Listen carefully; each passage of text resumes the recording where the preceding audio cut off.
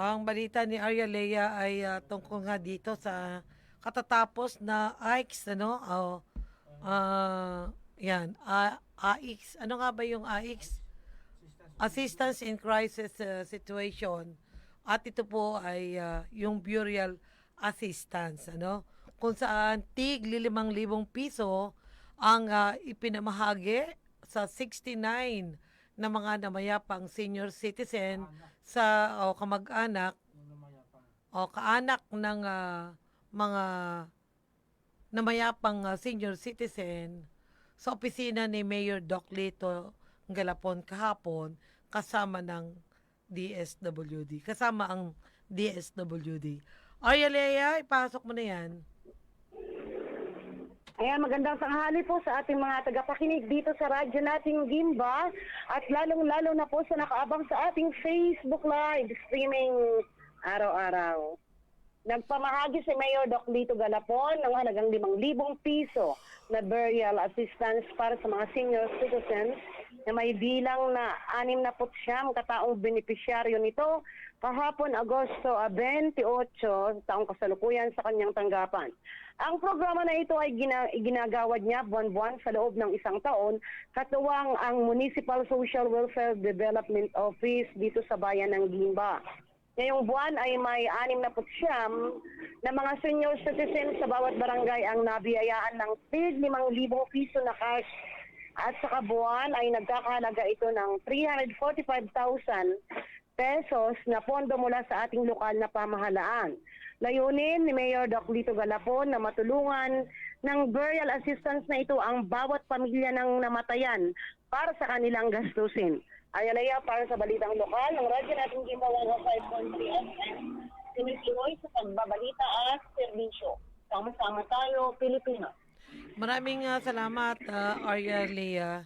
So, ibig sabihin, hiwa-hiwalay na pala yung, yung paraan ng pamahagi kung senior citizen ng mga burial assistance para sa mga senior citizen, sabay-sabay na sila.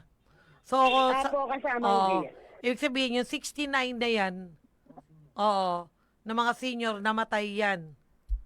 Apo. Oo, at yung mga kaanak nila yung pumila. Di lang natin napag-abutan, isa na rito si Ginoong Di Guzman, yung taga Balingog East na namatay nung nakaraang July.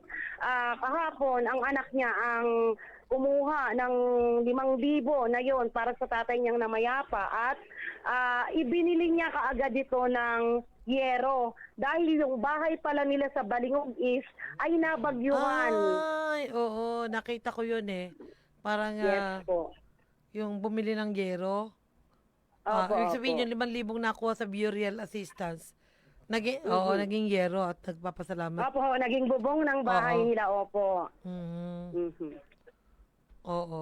So kasi nga, kung burial assistance, kahit pa saan nagamitin yun ng pamilya? Opo, katulad nga po ni Kung wala naman ng utang, Mr. Kasi usually, Opo. kung may mga mahihirap na pamilya na nagkakaroon din ng mga balanse sa funeral service, di ba? Sa punerarya. Kaya pag ganyan yung iba binili sa naman, ibang gamit, okay na at yung iba naman service. kasamang G, may mga napag-abutan pa rin naman tayong kahapon. Yung iba naman ay gagamitin sa 40 days ng namayapa nilang nanay, ganon. Nakakagulat lang, ang daming namamatay. So, Opo, matakin mo yan, marami senior kasamang citizen as 69, yun lang lumapit sa munisipyo, no? Opo, pero hindi naman sila pwede kasamang G na lumapit sa munisipyo na wala naman sa kanilang namayapan, senior citizen. Kaya nga, yun yung inaano ko, 69 eh. 69, oo. Na para sa loob ng isang buwan, may 69 na senior citizen na namatay sa Gimba. So, kung i-average mo yun, isa kada more than one sa kada barangay, di ba? 64 barangays tayo eh.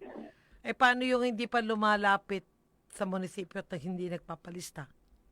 Kaya nga. Oo, Pero siguro, palagay ko naman, kasamang G, tinitingnan naman nilang mabuti, parang sinisiay naman nilang mabuti kung talagang ito talaga ay yung indigent naman.